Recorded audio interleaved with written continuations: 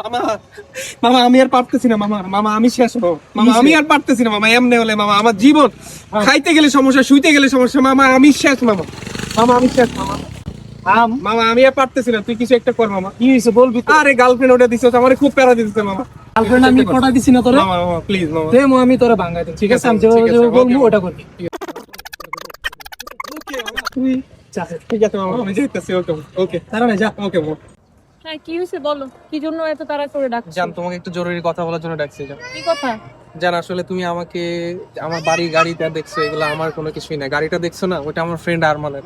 তোমাকে নিয়ে যে সুন্দর সুন্দর পিকচার তুলছি না ফোন দিয়ে, ওই ফোনটাও আরমানের। জান আমি তোমাকে পটানোর জন্য এটা করছি জান, প্লিজ জান তুমি আমাকে মাফ করো প্লিজ। তোর এগুলা দেখে আমি তোর সাথে প্রেম করছিলাম, নাইলে তোর মতো কুত্তা পাড়ার লগে কে প্রেম করে? যা ব্রেকআপ। জান জান প্লিজ আমাকে ক্ষমা করো জান, জান প্লিজ আমাকে ক্ষমা করো জান, জান আরমান তুই আমার জান বন্ধু, তুই লাভ গুরু, তোর জন্য আমার দোয়া রে।